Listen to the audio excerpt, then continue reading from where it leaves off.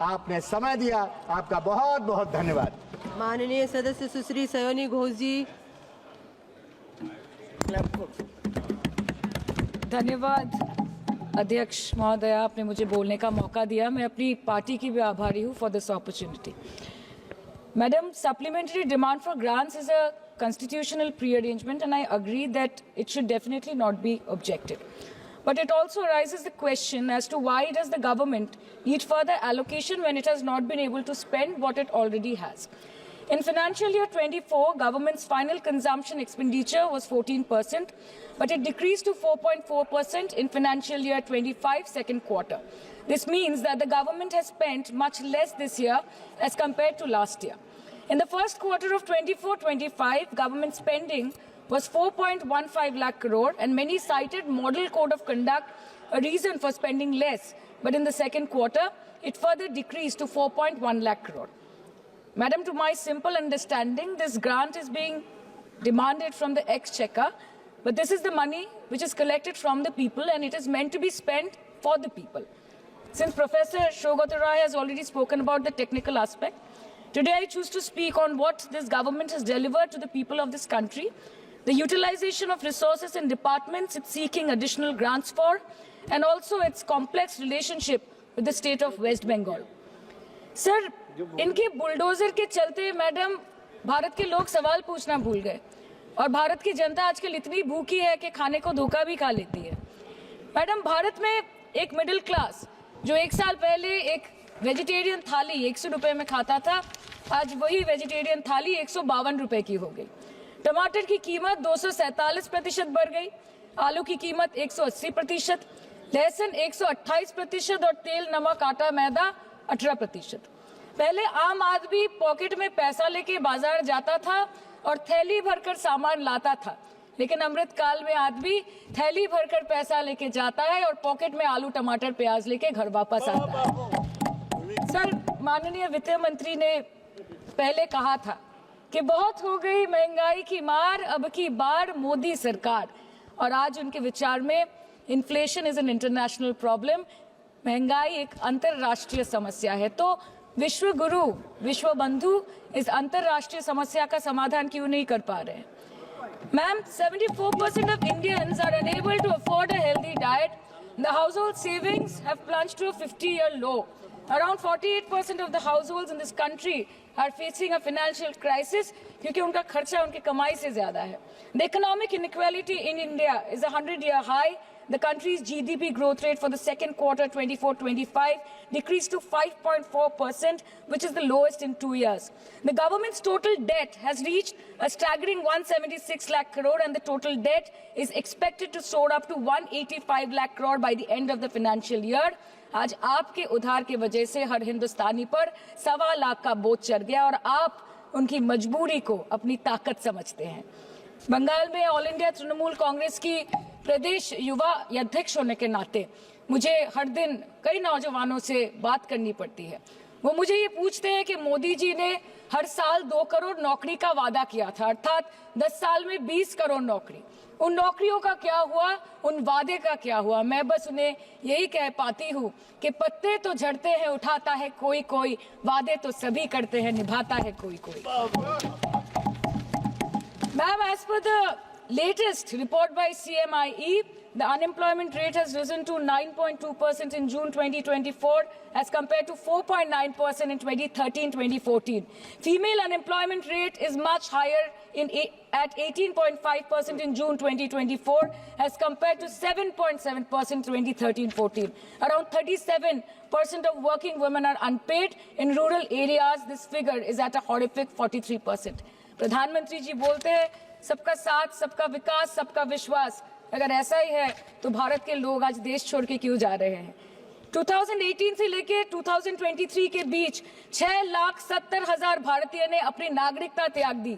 सिर्फ 2022 में ये संख्या करीबन 2,25,000 की थी। In 2022 alone, 7,500 high net worth individuals with a net worth of more than 8.3 crore or more left India. नवंबर 2022 से सितंबर 2023 सिर्फ 10 महीने में 96,917 Indians were arrested attempting to cross the United States illegally. Modi ji कहते हैं कि वो सबके साथ है, मगर ये आंकड़े बोलते हैं जो सबका होता है वो किसी का नहीं होता। और बंगाल के साथ तो कुछ अलग ही रिश्ता है इनका। The relationship is that of quid pro को, ठुकरा के मेरा प्यार मेरा इंतकाम देखेगी। मतलब वोट है तो नोट है और वोट नहीं तो नोट नहीं। As per the available reports, as on 19 July, rupees 1.23 lakh crore is already due from the government of West Bengal against flagship programs like Manrega, PM Awas Yojana, Gram Sadak Yojana, National Health Mission, Central Food Subsidy. Further, 40,806 crore is projected dues against these schemes, bringing the total amount to a staggering 1.71 lakh crore. Madam, health care की schemes में सिर्फ fund हमको दिया नहीं जाता क्योंकि colour coding match नहीं करता है। सो आप सबका साथ सबका विकास जो बोलते हैं, is it hinging on colour coding? आपको रंग पसंद नहीं तो आप बंगाल के लोगों को पैसा नहीं दोगे और फिर आप आके बोलते हो कि हम बंगाल में जीत क्यों नहीं पाते। Ma'am, this is the reason, this step motherly attitude, जिसके लिए बंगाल के लोग हर बार इनको बड़े बड़े रसगुल्ला खिलाकर वापस दिल्ली भेज देते हैं।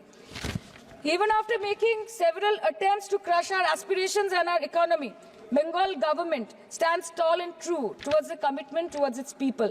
बंगाल में सिर्फ दीदी है तो मुमकिन है।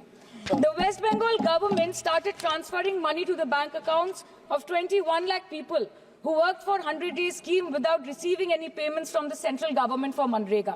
Even before Ayushman Bharat, in Bengal, Shastra Shati, a cashless scheme was launched, providing treatment cost up to 5 lakh for per person belonging to any strata of the society. आज कलकत्ता के किसी आलिशान प्राइवेट हॉस्पिटल में जहां पे एक अमीर आदमी की चिकित्सा होती है, वही बगल वाले बेड में एक गरीब मजदूर, एक गरीब किसान की भी ट्रीटमेंट होती है। यही है ममता बनर्जी का विकास।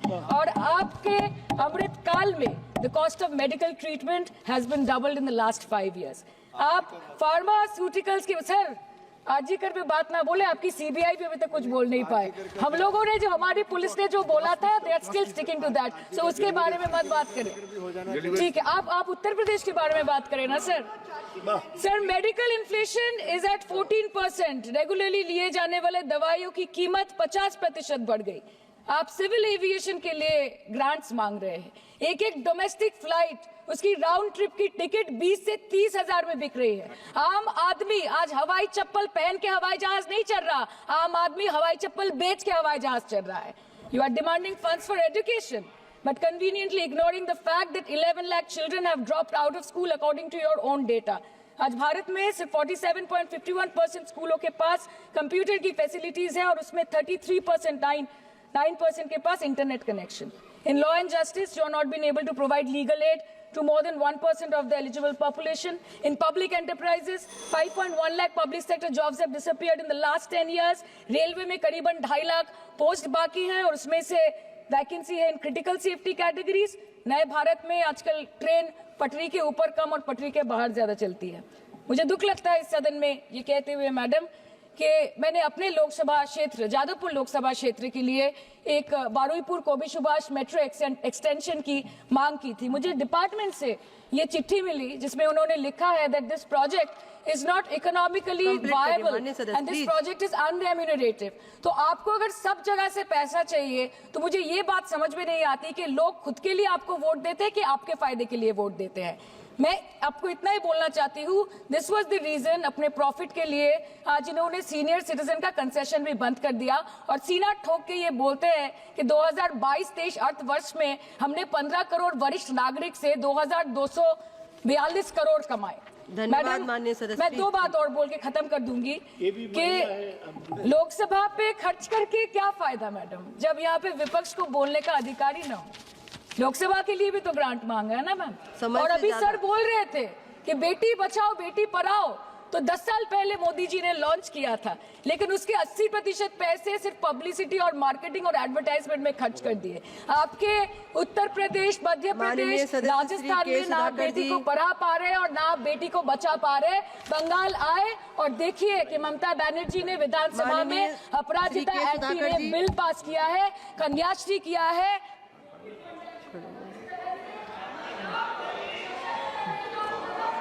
Thank you, madam.